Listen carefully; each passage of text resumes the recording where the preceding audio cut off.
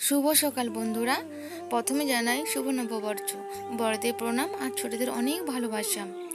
যে যেখান থেকে আমার ভিডিওটা দেখছো, আশা করি সবাই খুব ভালো আছো আর আমরা খুব ভালো আছি। আমি দোলন আবারও চলে এসেছি একটা নতুন ভিডিও নিয়ে। আমাদের পাশেই পুকুরে মাছ ধরা হচ্ছিল, তাই একটা এত বড় মাছ নিয়েছে আর মাছের আঁশগুলো খুব বড় বড়। আজকে পয়লা বৈশাখ, তাই মাছ হবে না মাংস হবে সেটাই সবাই চিন্তা ভাবনা করছে। আমার বর জিজ্ঞাসা করে যে এটা কত ওজনের মাছ। ও যেহেতু বাড়ি ছিল না, মাঠে গেছিলো, তাই এই মাছটা কাকিমা এসে দিয়ে গেছে। তাই মা বলছে যে এটা 1 কেজি হবে, 1 কেজি 100 আছে, 1100। তা বলছে তাহলে মাছ খাবে না মাংস হবে, তাহলে এই মাছটা যদি না খাই তাহলে একটা কাজ কর, আমার বাপের বাড়ি আর আমার শাশুড়ি মার বাপের বাড়ি 2 ভাগে ভাগ করে দিই, এই মাছটা দিয়ে আসবো তাদেরকে, তারা খাবে। আর মামা ফোন করেছিল যে যেন মাছ রাখে, কারণ আজকে মামার ছেলেটা ভুক্তা হয়েছিল, তাই আজকে তারা মাছ খাবে, মাংস খাবে না। তাই মা বললো হাফটা হাফটা করে দুজনকে ভাগ করে দাও।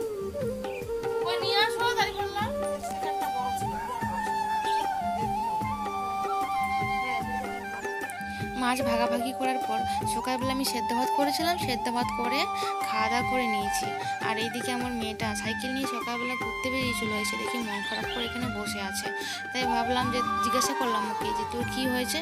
বলছে দেখো না, ও আমার কাছে আদর খাবে, ঘুমোচ্ছে, উঠছেই না, ডাকছি আমার উপর রাগ করেছে। ও ছোট বাছুর কিংবা মুরগির বাচ্চা খুব ভালোবাসে, তাই ওকে এভাবে আদর করে দিচ্ছে। রান্নাবান্না সেরে সকালবেলা আমি এসে একটু বসে আছি। আর কালকে বিকেলবেলা একজন বিয়ের নিমন্ত্রণ করে গেছে, কার্ডটা এত সুন্দর করেছে, তাই আমি খুলে দেখছিলাম যে কার্ডটা খুব সুন্দর করেছে। এর মাঝখানে দেখি আমার মেয়ে এসছে আমার কাছে, বলছে ও মা জানো আজকে যেন কি বলো তো। আমি বলি আজকে কি? বলছে আজকে কি যেন একটা আছে। আমি বলি কি আছে তো বলো। বলছে, আমি বলি কি নববর্ষ? বলছে হ্যাঁ মা জানো আজকে নববর্ষ, তো সবাই নতুন নতুন জামা পরছে। মা আমার জন্য জামা নিয়ে আসুনি। সত্যি কথা বলতে মেয়ের জামা কিনবো করে ভুলে গেছি, বাড়িতে কেউ ছিল না। ওর বাবাও কালকে সারাদিন মাঠে জল পাইয়েছে, ও কাকাও বাড়ি ছিল না, আর ও দাদুও ধানে জল পাচ্ছিল, টাইম পাইনি যে কিনবে করে। তা সকালবেলা খুব মন খারাপ করছিল আর আমাকে জড়িয়ে ধরেছিল এমনভাবে যে ছাড়ছিল না, বলছে আমাকে নতুন জামা কিনে দাও, তারপর আমি তোমাকে ছাড়বো। এত বায়না করছিল, বলছে না সবাই আমাকে খেপাচ্ছে, আমাকে নতুন জামা কিনে দিচ্ছে না। এত খারাপ লাগছিল। প্রত্যেক বছর পয়লা বৈশাখে একটা করে জামা দেওয়া হয়। আর বলি কি যে তোর বাবা আছে, তো বাবাকে বল যে আমাকে জন্য একটা জামা নিয়ে আসতে। বলছে না আমি বাবাকে বলবো না, তুমি এনে দাও। বললাম ঠিক আছে দাঁড়া, দেখছি কি করা যায়। তারপর ওকে ম্যানেজ করে ওকে খাইয়ে দাইয়ে আবার ও খেলতে চলে গেছে। আর আমি সকালবেলা খাওয়া দাওয়া ছেড়ে ভাবলাম একবার স্নান করে পুজোটা দিয়ে দিই, তারপরে দুপুরে রান্না বসাবো।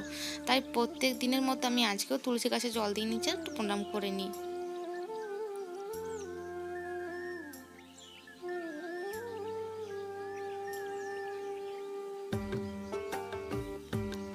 আর জল দেওয়ার পর আমি আবার জল আনতে চাই সেই কলে জল নিয়ে এসে বা ঘরের পুজোটা দিয়ে নেবো। সকাল সকাল পুজোটা দিয়ে নিলে খুব ভালো লাগে, মনটা ভালো লাগে যে আজকে সকাল সকাল পুজোটা দেওয়া হয়ে গেছে। কিন্তু গরমের জন্য সকাল সকাল পুজো দেওয়া হয় না, 4টা বেজে যায়। একবার রান্না বান্না সেরে স্নান করে তারপর পুজো দিই, নাহলে এত ঘাম দেয়, বিরক্ত লাগে। 2বার স্নান করলে আবার ঠান্ডা লেগে যায়, এই জন্য আমি একবারই স্নান করে এই রান্না বান্না সেরে পুজো দিয়ে নিই। তা পুজোটা দিয়ে নিলাম, পুজোটা দিয়ে আমি একবার রান্নাঘরে যাব। রান্নাঘরে ভাত বসিয়ে দিয়েছি আর ওই চালও দিয়ে দিয়েছি। দেখছি ভাতটা উতরে গেছে, তার ঢাকনাটা খুলে দিলাম যে আজকে কি রান্না হবে তাই দেখছিলাম। এখনও মুরগি নিয়ে আসেনি, বললো যে আজকে মাংস রান্না হবে। তা মাংস যাকে আনতে দিয়েছে সে এখনও বাজার থেকে আসেনি। মেয়েটার জন্য খুব খারাপ লাগছিল যে মেয়েটাকে আজকে একটা জামা দিতে পারবো না। খেলতে গেছে, আবার এসে সে বায়না করবে মা আমার জন্য জামা নিয়ে আসছে। আবার কি বায়না করে কে জানে। নিম্নবিত্ত পরিবারের মেয়েদের হয়তো এরকমভাবে মানুষ হতে হয়, কিছু কিছু না পাওয়া জিনিসগুলো মেনে নিতে হয় যে বাবা মা পারে না, যখন পারবে তখন দেবে। কিন্তু ওরা তো ছোট মানুষ, ওরা বোঝে না, লোকের দেখে এসে খুব বায়না করে। নিজেদের দরকার নেই, অথচ মেয়েটাকে যদি দিতে পারতাম একটু, খুব ভালো লাগতো। যাই হোক, আজকে দুপুরে আমি মাংসটা রান্না করে নিলাম ইঁচড় দিয়ে। আজকে ইঁচড় দিয়ে মাংস দিয়ে রান্না করলাম, আর একটু কষানো মাংস রেখে দিলাম। ভাই খুব খেতে ভালোবাসে, সেই জন্য আলাদা করে একটু তুলে রাখলাম বাটিতে। আমার মাংস শেষের দিকে, আর দেখি কিছুক্ষণ বাদে মেয়ে একটা নতুন জামা পরে বেশ হাসছে। আমি ভাবলাম ওকে আবার জামা কে দিল। দেখছি খুব চুল আঁচড়ানো, মেকআপ করা, টিপ পরা, সে তো দেখছি খুব খুশি, নাচছে, আমাকে দেখাচ্ছে, মা দেখো আমার নতুন জামা। বললো আমাকে ছোটদি কিনে দিচ্ছে। ও ছোটদি ওকে প্রায় জামা দেয়, কিন্তু আজকে ওকে নতুন জামা দিয়েছে পয়লা বৈশাখে। খুব ভালো লাগলো এটা দেখে। আর আমার মেয়ে তো খুব খুশি, সে তো নাচছে, মানে আমাকে দেখাচ্ছে ঘুরে ঘুরে, মা দেখো জামাটা খুব সুন্দর। দুপুরবেলা খাওয়া দাওয়া শেষে মা, ঠাকুমা আর বাবা চলে যাচ্ছে বেড়াতে। ওরা যাবে কেশপুর, মানে আমার একটা ননদের বাড়ি যাবে, মামা শ্বশুরের মেয়ের বাড়ি যাবে। তা ওরা সবাই রেডি হয়ে গেছে, আর রেডি হয়ে সবাই বেরোচ্ছে। এখন বাজে 4টা। আর এখন না বেরোলে সামনে জঙ্গল আছে, জঙ্গলের মধ্যে পড়তে পারে, জঙ্গলে তো হাত থাকে। ওদেরকে টাটা বাই বাই করে আমিও আমার কাজে লেগে পড়ি, মানে সব বিকেলে যা কাজ ছিল সব কাজ ছেড়ে নিয়েছি আমি। আর ওদেরকে টাটা বাই বাই করে আমি চলে গেছি মাঠে। আমি আর আমার বর আজকে হপার লাগানো হবে মাঠে। আর যেহেতু আমরা দুজন আছি, তাই ও মানে গর্ত করে দিচ্ছে, চবার তেড়ে দিচ্ছে, আর আমি লাগিয়ে লাগিয়ে যাচ্ছি। এই দেখো আমি হচ্ছে যে বীজের অঙ্কুর করে নিয়েছিলাম আমরা আগে, এই যে বীজের অঙ্কুর হয়ে গেছে, আর আমি এখন লাগবো। আমাকে দেখিয়ে দিল যে এরকম 4টে ফুটো করে, আর ওর মধ্যে বীজগুলো ফেলে দিতে। আমাকে যেভাবে দেখিয়ে দিয়েছিল আমি এভাবেই লাগাচ্ছি। আমার পয়লা বৈশাখটা এই মাঠে আর সংসারে কাজ করতে করতেই চলে গেল।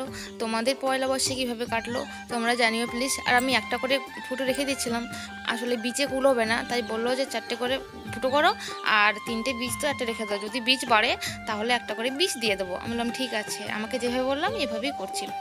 পয়লা বৈশাখের দিন বিকেলবেলা কাজ করে করেই যাচ্ছে। আমরা নিম্নবিত্ত পরিবারের তো, তাই ওই জামা কাপড় না ওই ছোটোখাটো উপলক্ষে আমাদের কেনা হয় না। আজকে মা বাড়ি নেই, তাই আমি একা একাই লাগাচ্ছি, আর আমার বর ওই চোপার তেড়ে দিচ্ছে, দুজনেই আছি লাগাচ্ছি। তা এত মশা কামড়াচ্ছে, ফাঁকা মাঠেও যে এত মশা। প্রায় বেলা আছে, ভেবেছিলাম যে দেরি হবে লাগাতে, কিন্তু তাড়াতাড়ি লাগানো হয়ে আছে, আসলে অল্প জায়গা তো।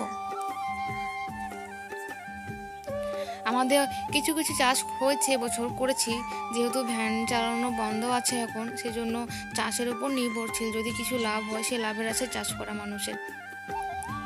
আমার বরের ওদিকে চবাতারা হয়ে গেছে, তাই আর 2 লাইন ছিল, তাই ভাবলাম যে দুজনে মিলে করলে তাড়াতাড়ি হবে, বলে চলে আসো তুমি। তাই ও লাগাচ্ছে, তো দুজনে মিলেই লাগাচ্ছি আমরা।